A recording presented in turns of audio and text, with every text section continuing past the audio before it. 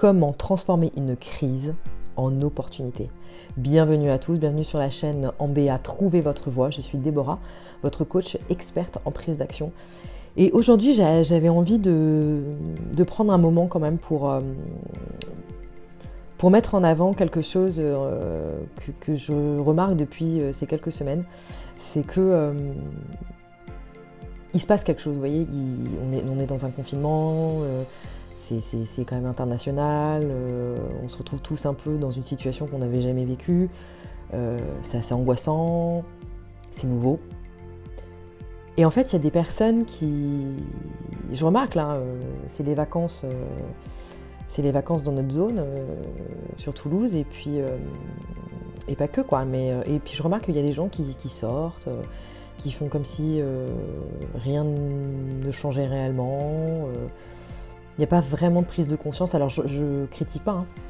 Je critique pas, je pense qu'on vit tous... le stress d'une façon différente, et il y a certaines personnes en fait qui sont dans des pensées positives. Donc ça veut dire que les pensées positives c'est bien, hein, mais il faut bien distinguer une pensée positive constructive et une pensée positive qui ne l'est pas.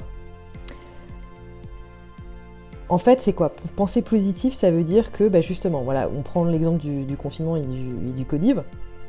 On nous demande de rester chez nous pour éviter toute contamination, et il y a des gens en fait, ils se disent ouais mais c'est bon, de toute façon ça va passer, c'est comme une sorte de grippe, et puis moi j'ai besoin de faire mon jogging, etc., etc. Et franchement je comprends, je me mets à votre place, honnêtement je comprends. On est confiné dans un appartement, si on a l'habitude de sortir régulièrement pour faire son jogging, c'est compliqué pour nous, donc vraiment je comprends. Donc en gros, il y a des personnes, le confinement ça change rien à leur vie.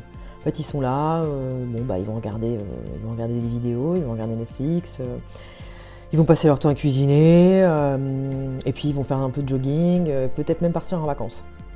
Parce qu'ils sont dans des pensées positives, en mode automatisme de protection, je continue, j'avance, c'est bon, rien ne va m'arriver, tout va bien, etc., etc. Il faut savoir que quand on est en phase de stress, mais tout le monde on réagit comme ça, on va aller chercher en fait des éléments extérieurs qui vont justement nourrir cette croyance. Donc imaginons par rapport au Covid, vous êtes hyper anxieux par rapport à ça, vous avez super peur, etc.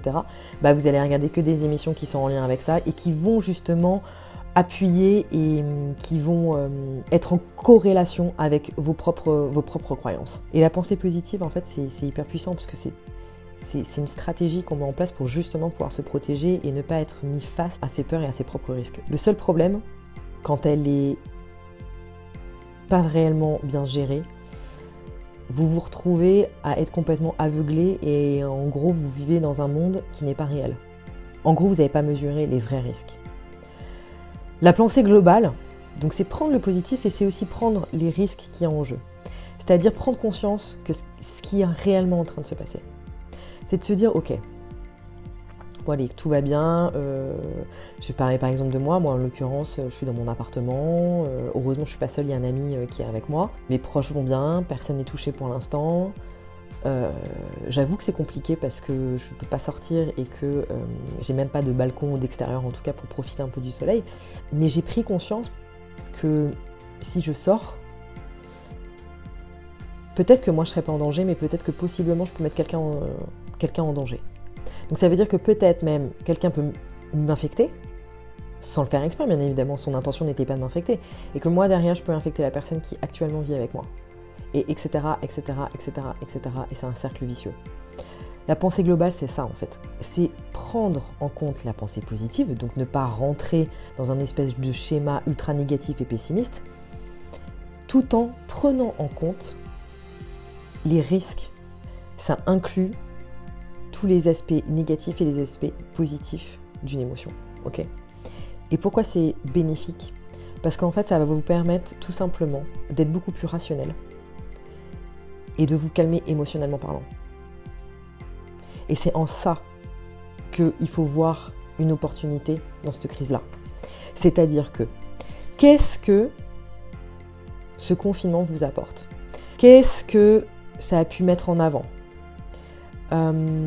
Quelles sont les nouvelles actions que vous avez mises en place ? Qu'est-ce que vous pourrez faire de mieux que ce que vous aviez fait avant. Notez bien que les émotions, c'est votre pire ennemi pour prendre des décisions.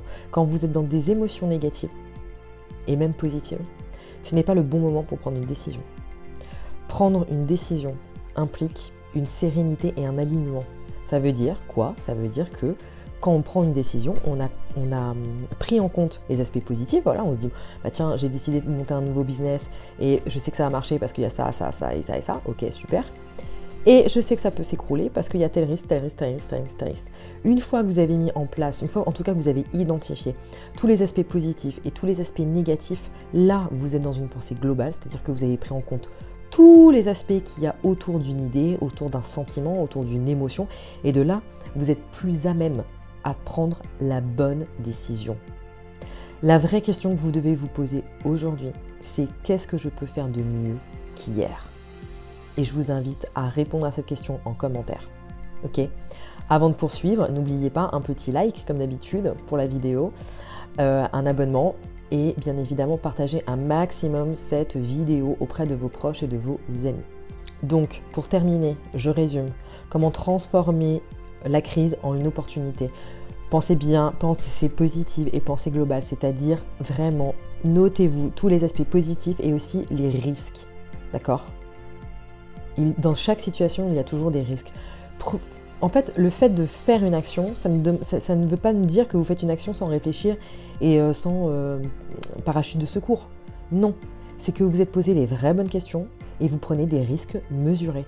C'est ça en fait qui est super important. Donc face à une crise, à celle qui se vit à l'heure actuelle et aux prochaines que vous vivrez, posez-vous la question, qu'est-ce que je peux faire de mieux? Et la deuxième question, c'est quoi l'opportunité? Qu'est-ce que je peux faire pour moi, pour ma société, pour mes salariés, pour ma famille? Je vous remercie beaucoup. Je vous invite vraiment à liker. N'oubliez pas, il y a le sondage en description sur Tips Coach Live. C'est vraiment un sondage très très court fait pour vous, pour connaître vraiment vos problématiques liées au confinement. Je suis là bien évidemment pour vous écouter. Je vous remercie beaucoup et je vous dis à très vite. Ciao.